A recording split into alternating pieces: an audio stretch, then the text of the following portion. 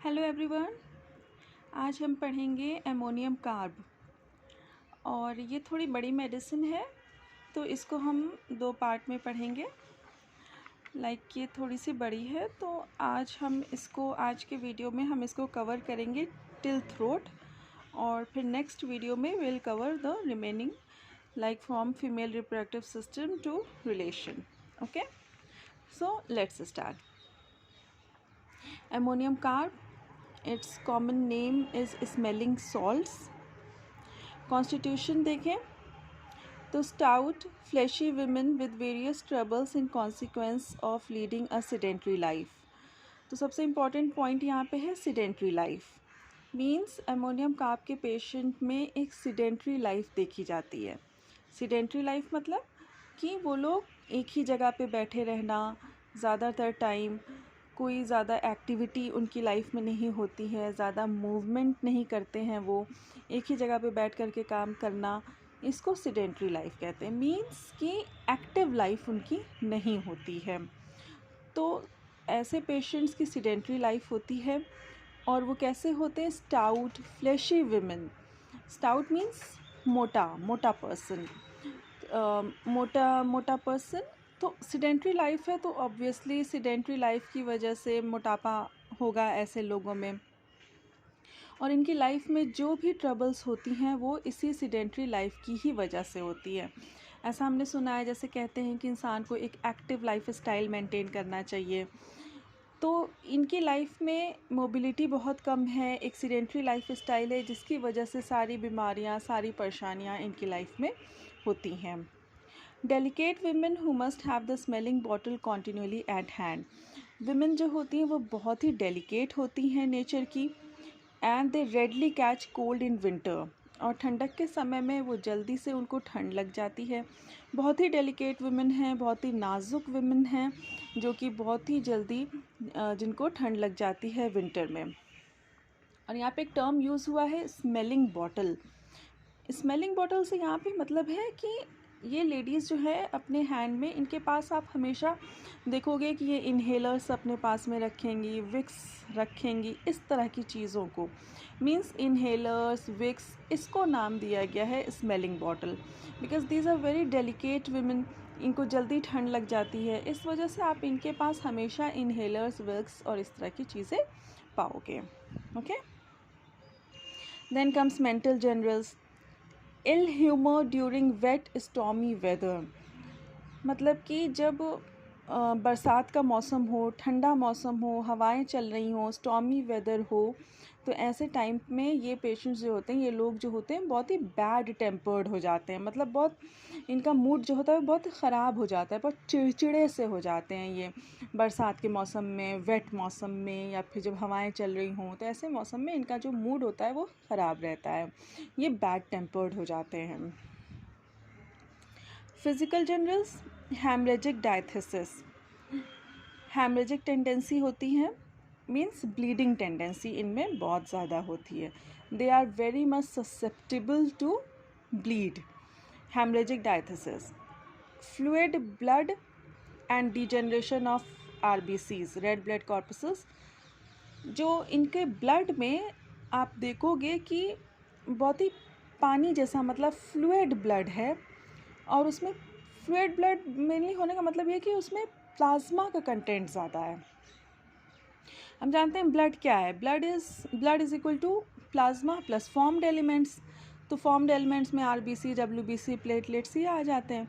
तो RBCs का तो डिजनरेशन होता है इनके में बहुत ज़्यादा, तो RBCs का डिजनरेशन होगा तो ऑब्वियसली जो है वो प्लाज्मा कंटेंट बढ़ेगा। तो इसकी वजह से जब प्लाज्मा कंटेंट ज़्यादा होता है इनके ब्लड में, तो इनका ब्लड कैसा होता है? फ्लूइड ब्लड, पानी जैसा पतला ब्लड होता है। And degeneration of red blood corpuscles, ulcerations tend to gangrene. जो अल्सर्स अगर इनकी बॉडी में कहीं बन जाए तो उसकी टेंडेंसी होती है कि वो गैंग्रेनस होने लगते हैं। वो अल्सर्स जो है वो गैंग्रीन में कन्वर्ट होने लगते हैं। अल्सरेशंस की टेंडेंसी होती है कि वो गैंग्रेनस या गैंग्रीन में कन्वर्ट होने लगते हैं। चिल्ड्रेन डिसलाइक वॉशिंग, बच्चे नहाना नहीं चाहते हैं, ऐसा एंटीमोनियम कार्ब और सल्फ़र में भी है। Now comes head. Headache, sensation of fullness as if forehead would burst.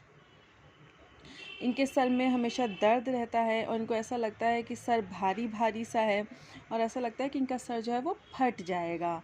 As a forehead would burst, सर फटने जैसा इनको सेंसेशन आता है। मीन्स सर में दर्द रहना, सर भारी रहना और ये महसूस होना कि इतना दर्द है सर में, इतना भारीपन है कि सर फट जाएगा।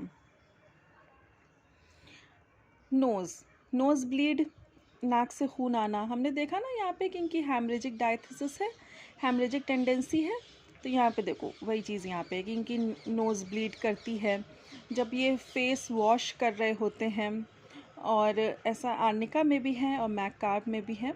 तो जैसे मॉर्निंग के टाइम में जब ये फेस वॉश कर रहे होते हैं तो इनकी नाक से खून आता है और स्पेशली लेफ़्ट नॉस्ट्रल से आता है। लेफ़्ट नॉस्ट्रल से आना या फिर खाने के बाद नाक से खून आना। Second point is ozaena. Ozaena blowing bloody mucus from the nose frequently, blood rushes to tip of nose when stooping. तो ओजीना क्या होता है ना, ओजीना एक क्रॉनिक डिजीज़ होती है नोज़ की, जिसमें से जो नेज़ल डिस्चार्ज होता है वो बहुत ही फाउल स्मेलिंग होता है। और इसमें जो हमारे नेज़ल स्ट्रक्चर्स होते हैं, जैसे कि जो बोनी रिजेस हो गए या जो म्यूकस मेम्ब्रेन हो गए, उनकी एट्रॉफी होने लगती है। एट्रॉफी, यू ऑल नो ना, atrophy is what? Atrophy is like gradual loss और डिक्रीज इन साइज़, उसको एट्रॉफी कहते हैं। तो नेज़ल स्ट्रक्चर्स की क्या होने लगती है? एट्रॉफी होने लगती है ओजीना बीमारी में। ओजीना एक क्रॉनिक डिजीज़ है और इसके जो नेज़ल डिस्चार्ज होते हैं इसमें बहुत ही फाउल स्मेलिंग होते हैं। Okay, so basically ozaena blowing bloody mucus from nose frequently, blood rushes to tip of nose when stooping. और जब पेशेंट झुकता है, व्हेन स्टूपिंग, स्टूपिंग मतलब होता है झुकना, तो जब पेशेंट झुकता है तो उसके जो ब्लड है वो नोज़ के टिप तक आ जाता है झुकने पे। Okay, then third point, stopping of nose mostly at night.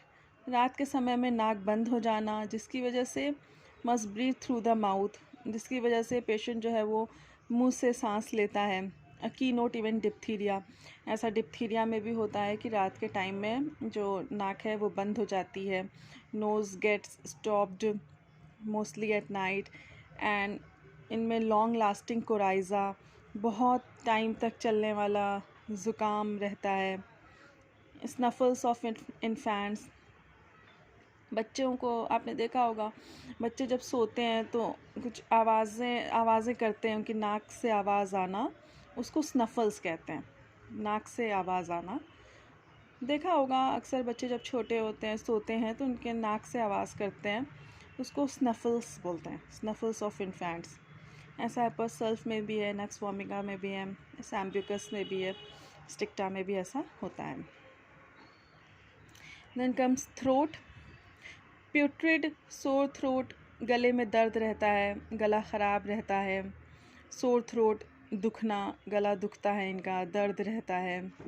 Tendency to gangrenous ulceration of tonsils, tonsils की भी टेंडेंसी होती है कि वो अल्सर्स बन करके वो गैंग्रीनस होने लगते हैं। जो ये पॉइंट हमने यहाँ देखा था ना, अल्सरेशंस टेंड टू गैंग्रीन, कि अल्सर्स जो है वो गैंग्रीनस होने लगते हैं, उसी तरह से टॉन्सिल्स में भी होता है कि ulcers will tend to gangrene. Glands engorged, glands जो होते हैं वो स्वेलिंग आ जाती है ग्लैंड्स में।